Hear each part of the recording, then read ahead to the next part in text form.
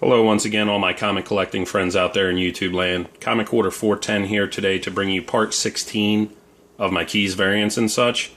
But before I get started, I just want to say I noticed I passed 300 subscribers, and that's really awesome to me, because I never expected to get that many, and I really appreciate each and every one of you. You guys and girls in this community are the greatest. You're the coolest.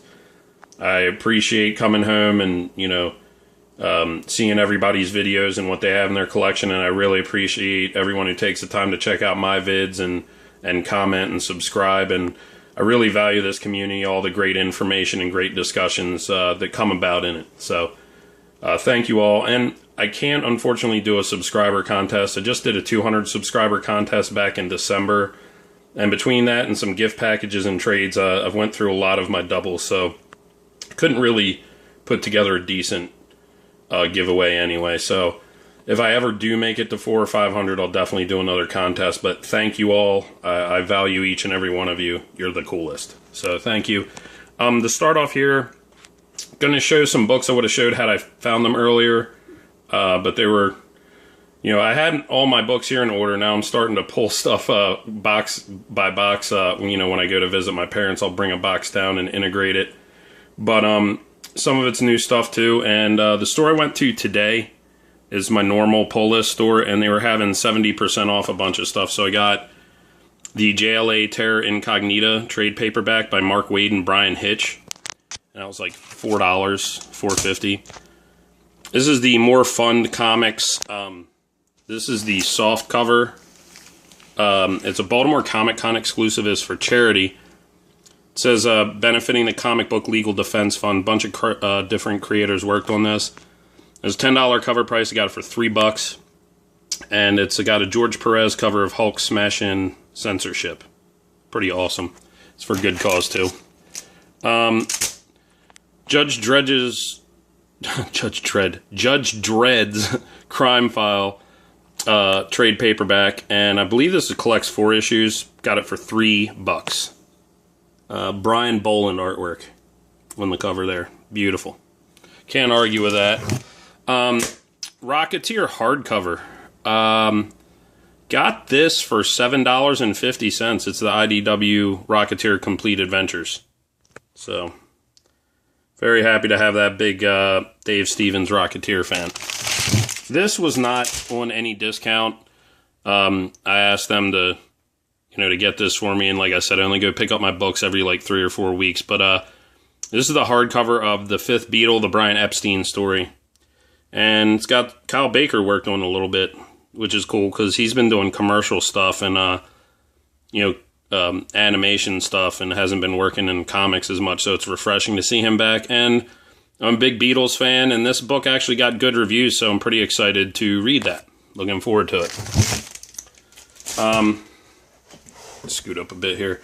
Moving along, I've said how this shop takes care of me, and I didn't even realize it at first. I asked them to pull this new Ash and Army of Darkness series by 30 Days of Night creator Steve Niles. It's supposed to be a direct sequel to the movie. And I didn't realize it till later.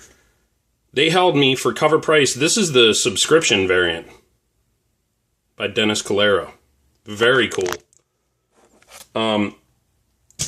And number 2, they gave me the regular cover. Number 3, again, this is the subscription variant by Dennis Calero. And I didn't even realize because they just stuck them in my box at cover price. That's how cool they are. Had these, didn't find them. They weren't in with my Batmans for some reason. They were in with newer books that need to be filed in. But it's just kind of crazy how hot this book is right now. And I gotta say, when I see number 1s going for $60, $75, it doesn't make sense to me. I mean, I think they printed 500,000 copies of number 1, so. But I don't know, I'm just glad I'm a Batman fan, so I jumped on it from the get-go. I got all mine for cover price, aside from variants. But this is Batman New 52 Zero issue.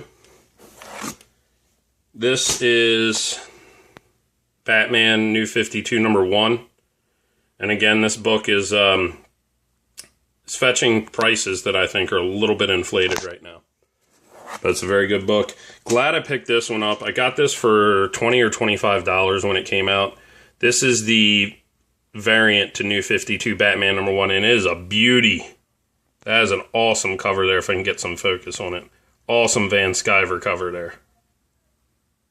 Freaking beautiful.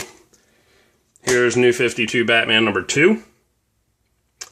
And this book's really given artist Greg Capullo's career a big resurgence. He's huge now, and really, he did some Quasar and some other stuff, but really after Spawn, he hasn't gotten a lot of big high-profile work, especially from Marvel or DC, so now he's, one of the hottest artists in the industry right now. So good for him. And he's actually coming to Baltimore Comic-Con this year, so hopefully I'll get some of these signed. But it's #3, very awesome Capullo cover. And I knew I had some more variants. Need to get this in a Mylar. This is the 1 in 25 variant to Batman 13, Part 1 of Death of the Family. I think this is by Aaron Cooter, I believe. Again, asked him to hold the Black Dynamite comic for me. IDW #1 subscription variant cover. They stuck it in my box for cover price. Freaking cool. Can't argue with that. They take good care of me. Got these 70% off today. I think all 7 issues ran me like $4 or $5. So this is Donald Simpson's Border World to mature readers by Kitchen Sink Press. And this is issue #1. Border World's #2. Very cool Don Simpson cover. I feel like that suit, almost like organic, kind of a take on the Dune bodysuits. Border World's #3.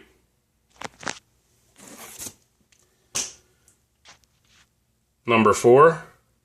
Cool cover there. Can't wait to read these. I've never read these. Border World's #5. I believe Simpson did all these covers. Border World's #6. And this is #7. One sec, I gotta make a little room here, I apologize. Okay, this is #7. So I was happy to get them. Another book I got 70% off. I have the hardcover of this, and I think this is an amazing read. Brian Azzarello did a mature reader's revamp of Cage that kind of made him into this street smart, more realistic, more modern take on Cage, and I really like this. This is a 5-issue mini. Another thing I like about it, art by one of my favorites, Richard Corbin. So I got these 70% off of $15, so it's like $4.50 for the whole mini, less than $1 a piece. It's #1. #2, like that cover. The bullets in the chain. Cage #3. Cage #4. And I like that cover too. Cage #5. I mean, he has a cartoony style, but certain aspects of Corbin's style look very realistic. I mean, look at the beard. I mean, it's cartoony, but parts of his style, the techniques he used, make it almost photorealistic. Love his work. And that's a great mini. If you find the trade or the books at a reasonable price, pick them up. It's a great read. Couldn't believe this. Got another price variant. This is Marvel Premiere #30. It's actually in pretty decent shape. They had, what was it? I forget. After the discount, I got this for like $15. It was what, maybe like $40 on this? But I got it for $15, whatever it was.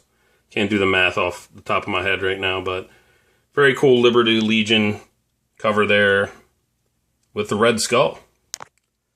Very happy to have got that. Big fan of Hellboy. And before I get into these, I'm going to show real quick. I also got volume 2 this year, but or last year rather. This is the Hellboy Library Edition volume 1, and was lucky enough to get Mike Mignola. If I can get it carefully here. Mike Mignola signed this at Baltimore Comic-Con for me this past year. Super happy about that. I'm a big Hellboy fan. He also, I didn't pull it out, but he also signed, sorry, I just want to make sure that's out of the way. He also signed my Hellboy Library Edition Volume 2, and I'm hoping he comes back to Baltimore this year because I have the first 5 library editions and the 6th on order. So I hope to get 3 and 4 signed this year if he shows up. He was super cool. And honestly, out of like the past 20, 25 years, I think Hellboy might be my favorite new character that's been created. I mean, he's such a great character, and Mike Mignola's done a great job with him. The books are awesome reading. This is Hellboy Beasts of Burden one-shot, written by Milk and Cheese and Space Ghost Coast to Coast creator Evan Dorkin. Mike Mignola signed that. And as I said before, Mike Mignola said he was so happy with Evan Dorkin's writing and plotting and the way he wrote Hellboy that, you know, he often reviews scripts written by other people who handle his character, but he said he loved this one. So that's kind of cool. Another awesome Richard Corbin cover. He's one of my favorites. And after talking to Mike Mignola told me Richard Corbin's one of his favorites too, and that's why he does a lot of work with him, and I think that's awesome. This is the Hellboy Being Human one-shot with a badass Richard Corbin cover. Here we have Hellboy Buster Oakley Gets His Wish one-shot. And this has art by Kevin Nolan. Kevin Nolan on the Hellboy cover there. Like that one. Another awesome Richard Corbin cover, Hellboy Double Feature of Evil one-shot. Badass cover there. And moving over here, this is Hellboy in Hell, Book 1. If I can get some focus on it, I apologize. This is what is currently going on. I think Hellboy in Hell number 5 just came out. They stopped this after issue 4 for months and months and months, like probably more than half a year. Might even be close to a year, but they just put number 5 out. So,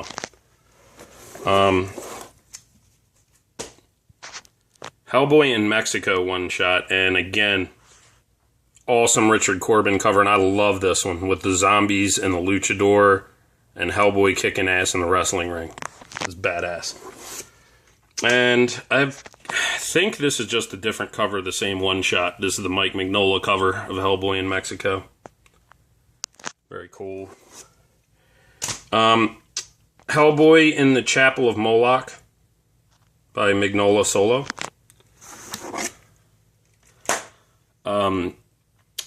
Need to get part 1 of this. One of the Hellboys I'm missing, but this is Hellboy Macoma, or A Tale Told by a Mummy in the New York City Explorers Club on August 16th, 1993. And this is issue 2. I need issue 1. And again, Richard Corbin on that. Huge fan of Corbin. This is 25 cents, but this is Mike Mignola, Hellboy the Corpse one-shot. And Mike Mignola actually said this is his favorite Hellboy story that he wrote. So that's pretty damn cool. Hellboy Sleeping and the Dead, book 1 of 2. Mike Mignola and Scott Hampton. Mignola on the cover. Hellboy the Storm, 1 of 3. And Duncan Fegredo. I think I pronounced it right that time. He does a lot of art for Mike Mignola's books like Hellboy and BPRD and Abe Sapien and stuff.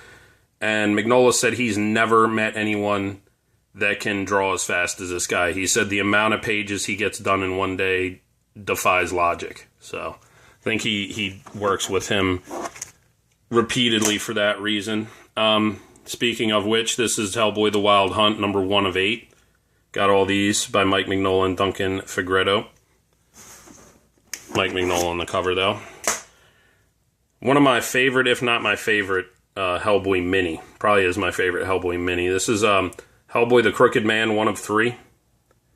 And awesome Richard Corbin cover yet again. And this is the one that Mike Mignola told me he wrote this story especially for Richard Corbin.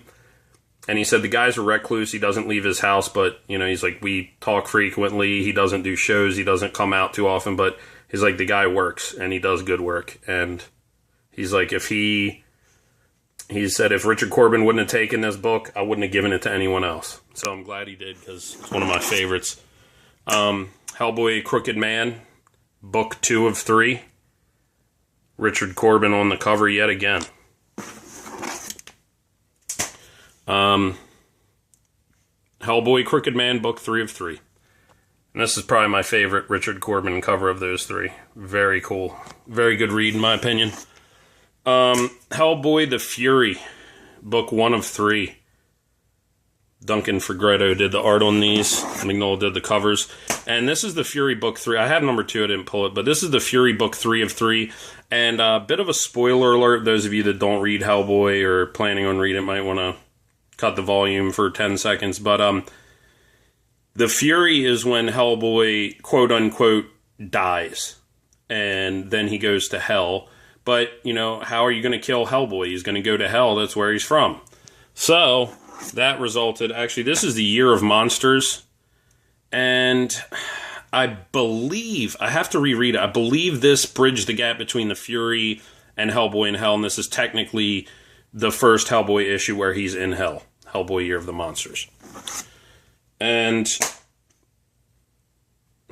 I thought I grabbed Hellboy in Hell. Guess I did not, but I do have... They're on issue 5. Actually, I did show issue 1. I apologize. But they're on issue 5 currently, and that's up to date with Hellboy. This was one of the earlier Image titles. This is Hellshock number 1 by Jay Lee. Awesome cover there. Here we have History of the DC Universe, book 1. George Perez cover. Need to get the rest of those prestige format series. Here's a mini-series that really dropped the ball, in my opinion. House of M was used much like Crisis on Infinite Earths had been used for DC. They decided they just had too many mutants and they needed to thin the pack. And they showed how powerful Scarlet Witch was by making her, with one verbal command, take out the vast majority of the mutant population in Marvel's Planet Earth. And House of M was kind of like this spin-off series where, you know, her spell kind of turned reality upside down and created this kind of alternate world. And they could have done so much with it, but they dropped the ball, and it wasn't very good. So there you go. Not sure. I think this might be Joe Madureira, but this is one of the variants to House of M number 1. A big blown opportunity for Marvel, in my opinion. This is the 1 in 25 variant of House of M number 1. And I really like this by Joe Quesada. Really like that, how she's coming apart in pieces. Looks like somebody's playing Tetris with Scarlet Witch's face. Very cool. This is a Wizard World Chicago and San Diego Comic-Con exclusive, so I don't know how exclusive it really was. But this is the Spider-Man House of M sketch cover. And the art on this was fantastic. This is probably the best of the House of M series, in my opinion. Mark Waid wrote it. And Salvador Larroca. Awesome art. If I can get... There we go. Yeah, he did kick-ass art on that. I loved his run on Iron Man, too. House of Mystery relaunch number 1. Was able to get this signed this past year at Baltimore Comic-Con by Bill Willingham and Matthew Sturgis, the 2 writers, and they are super nice guys. Just regular guys that happen to make some of the best comics out there.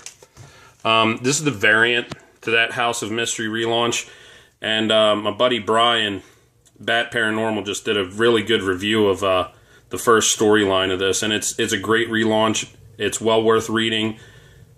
Fantastic writers worked on this book, but love this Bernie Wrightson variant to number 1, and they signed that for me too.